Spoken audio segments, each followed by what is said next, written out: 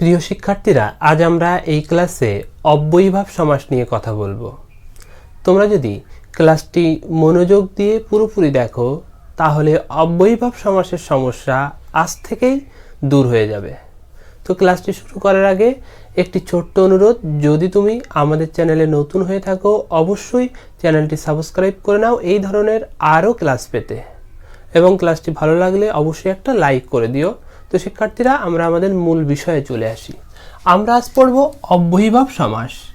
এই সমাস কাকে বলে, অর্থাৎ অব্যয়ীভাব সমাস কাকে বলে, এর উদাহরণ কি, এখান থেকে কোন ধরনের প্রশ্ন আসতে পারে ইত্যাদি বিষয় আমরা আলোচনা করব।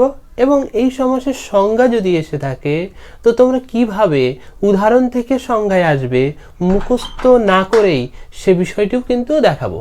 তো আমরা অব্যয়ীভাব সমাসের সংজ্ঞায় আসার আগে উদাহরণ দেখে নেই, আর উদাহরণ দেখে এই সমাস কিভাবে চিনবে সেটিও কিন্তু আমরা বলে দেব। তো দেখো, উদাহরণ আমি লিখলাম আবাল্য, উপকূল, প্রতিচ্ছবি, হররোজ, অনুভাব, উপদ্বীপ। এই 6টি উদাহরণ আমি এখানে রেখেছি, এবং এখানে এই যে সমস্ত পদ, এই সমস্ত পদের ব্যাসবাক্যও করে দিয়েছি আবাল্য অর্থাৎ বাল্য হতে, উপকূল কুলের সমীপে, প্রতিচ্ছবি ছবির সদৃশ, হররোজ রোজ রোজ, অনুভাব ভাবের যোগ্য, উপদ্বীপ দ্বীপের সদৃশ। এখন এই যে 6টি এখানে যে 6টি এখানে সমস্ত পদ বা সমাসবদ্ধ পদ রয়েছে, এই 6টি সমস্ত পদের একটা বৈশিষ্ট্য তোমরা লক্ষ্য করো। দেখো, এখানে প্রথমেই আ আছে, এখানে উপ আছে, প্রতি আছে, হর আছে, অনু আছে, উপ আছে। এই যে বিষয়গুলো আছে এখানে উপ আর উপমিল, তাছাড়া অনু, হর, প্রতি আর আ, এই প্রত্যেকটা বিষয় কিন্তু উপসর্গ। তোমরা জানো উপসর্গ কি। এখন উপসর্গের যে লিস্ট আছে, যে চার্ট আছে ক্লাস 9-এর বইয়ে, সেখান থেকে সংস্কৃতে যে 20টি উপসর্গ ছিল সেই 20টি উপসর্গ আমি এখানে তুলে দিয়েছি। এছাড়া আরো কয়েকটি গুরুত্বপূর্ণ বিদেশি উপসর্গ আমি এখানে তুলে দিয়েছি। দেখো, এই উপসর্গের লিস্টের মধ্যে দেখো এখানে আ আছে, উপ এখানে উপ আছে, এখানে প্রতি এখানে প্রতি আছে, এখানে হর আছে, এখানে অনু আছে। তার মানে আমরা বুঝতে পারছি অব্যয়ীভাব সমাসের যে সমস্ত পদ থাকবে বা সমাসবদ্ধ পদ থাকবে, সেই সমাসবদ্ধ পদের পূর্বেই কিন্তু একটি উপসর্গ থাকবে। মনে রাখবে, এই উপসর্গগুলো অব্যয়ধর্মী পদ বা অব্যয় জাতীয় পদ।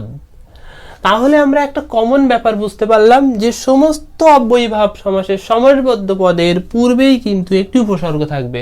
সুতরাং তোমরা যদি সমস্ত পদ দেখে সমাস বুঝতে চাও তাহলে কিন্তু তোমাদের এই কয়েকটি উপসর্গের চার্ট পড়ে রাখতে হবে, অর্থাৎ চার্ট থেকে এই কয়েকটি উপসর্গ তোমাদের পড়ে রাখতে হবে, এবং বিদেশি উপসর্গের যে চার্ট আছে সেটাও তোমাদের একটু দেখে রাখতে হবে। যদি কোনো সমস্ত পদের প্রথমেই পাও একটি উপসর্গ তাহলে মনে করবে সেটি অব্যয়ীভাব সমাস হবে।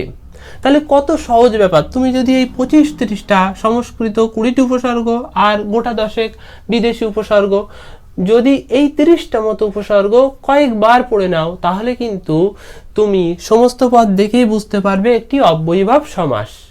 আচ্ছা, দ্বিতীয় বিষয় হচ্ছে যে অব্যয়ীভাব সমাসের এই যে ব্যাসবাক্য কিভাবে করব। অবশ্যই এইখানে সমস্ত পদের মানেটা বুঝে মানে অনুযায়ী ব্যাসবাক্য করতে হবে। আবাল্য অর্থাৎ বাল্য হতে, এখানে আ শব্দের অর্থ এখানে হতে। উপকূল মানে কুল, সমুদ্রকূল, কুলের পরেই যে উপকূল আর কি, মানে আমরা বলি যে উপকূলের অঞ্চল, সমুদ্রের একদম পাশেই। তাহলে সমুদ্রের পাশেই কি হবে, তাহলে সমুদ্রকূলের সমীপে একদম কাছে। প্রতিচ্ছবি, প্রতি মানে কি, মানে ছবির মতোই, এখানে প্রতি মানে মতোই, তাই ছবির মতোই বা ছবির সদৃশ। হররোজ, হর মানে কি, রোজ রোজ। এই যে হর মানে এই যে রোজ মানে প্রতিরোজ আর কি, প্রতিরোজ, তাই রোজ রোজ। অনুভাব, তার মানে কি, অনুভাব মানে ভাবের মতোই বা ভাবের যোগ্য। আর উপদ্বীপ হচ্ছে দ্বীপের মতোই, দ্বীপের সদৃশ। তাহলে এখানে দেখো উপ মানে সমীপে হয়েছে, আর এখানে মানে অনুযায়ী উপসদৃশ হয়েছে, আবার প্রতি কিন্তু সদৃশ হয়েছে। তাহলে তোমাদের কিন্তু এই যে সমস্ত পদকে ব্যাসবাক্য করা, এটা একটু একটু বুঝে করতে হবে।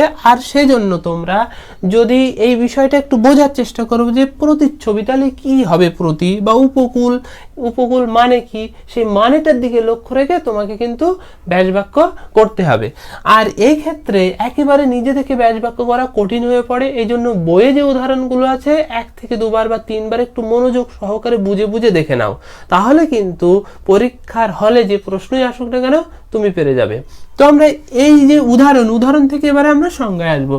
আমরা কি দেখছি যে প্রত্যেকটি সমস্ত পদের পূর্বে একটি করে উপসর্গ বা অব্যয় জাতীয় পদ আছে বা অব্যয় পদ আছে। তো এই যে অব্যয় পদ আছে, এর পরে যে পদটি আছে বাল্য, কুল, ছবি, রোজ, ভাব, দ্বীপ, এগুলি হচ্ছে বিশেষ্য পদ, এগুলি বিশেষ্য পদ। তো আমরা বলতে পারি যে সমাসের পূর্বপদ অব্যয়ের সঙ্গে পরপদ বিশেষ্যের সমাস হয়, যে সমাসে পূর্বপদ এই অব্যয়ের সঙ্গে পরপদ বিশেষ্যের সমাস হয় এবং পূর্বপদের অর্থ প্রাধান্য পায়, তাকে অব্যয়ীভাব সমাস বলে।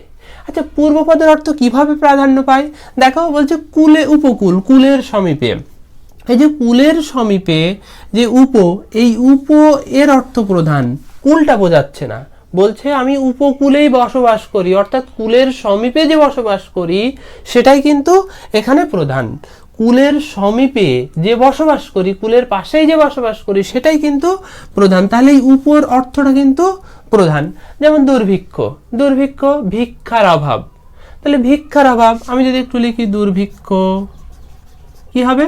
ভিক্ষার অভাব।